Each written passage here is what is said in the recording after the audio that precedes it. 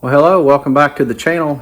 We're still working away, getting ready for some drywall. But tonight I'm going to be stripping out the front bedroom walls so that we can get that drywall ready to go. So if that's something you're interested in seeing, stick around because it's coming up.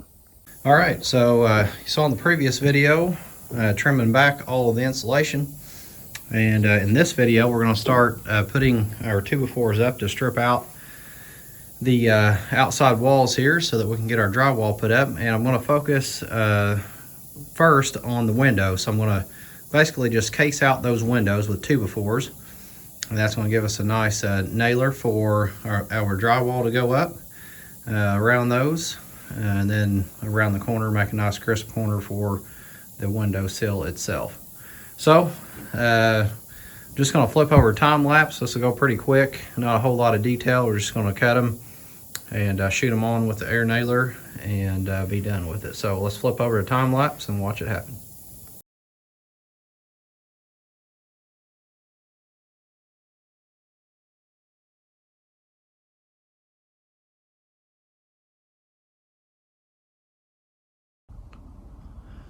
All right, so I want to cut it here and kind of just show you some video and explain what I'm actually doing here. I know you've been watching the time lapse, so I got the windows stripped out there, and then I'll start stripping the wall here. So I've got 2x4 on the bottom, and basically I'm doing that so that when I put my trim up, I've got something nice and solid to nail to. And then I go with a 2x2 up about 2 feet, and then another 2x4 that's actually, the center of that is 4.5 feet.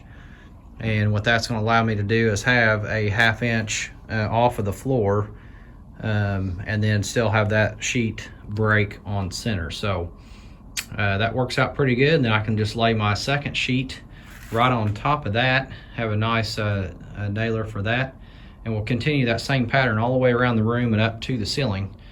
These are 9-foot ceilings, so I'm going to have a little strip that I'm going to do towards the top. And you might ask, why would you do it towards the top? This particular house is not exactly level, so what we've got, and you may be able to pick it up there, but if you look on the right side of this window right here to there is a greater distance than this side. So I'm going to have a wedge shaped piece of drywall.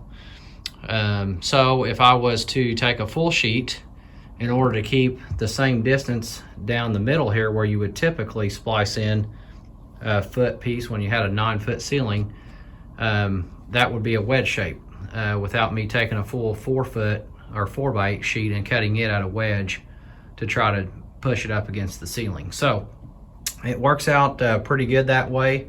It also helps me because I don't have to hang the ceiling right away if I don't want to. I can go ahead and throw these walls up and have them up within that foot of the top part. So anyway, that's what I'm doing. I'm actually going to break for right now, come back tomorrow and get back at it. Hopefully we can get most of this room stripped out, and then we'll be finished up. So anyway, that's what's going on here, and we'll be back here shortly to continue on. All right, here's the next day. Got set back up and started working on that other outside wall to get everything stripped out and ready to go for the drywall. See the bottom 2x4 and then the 2x2s at 2 and 6 foot. That way we can accommodate that drywall as I mentioned earlier. So I'm just getting that squared away. The next video coming up here will be installation of the drywall in the whole house. You can see I got part of that already done. So, and then this is the last wall, of course. Anyway, thanks for watching. Hit like, subscribe, share this video, and we'll see you next time.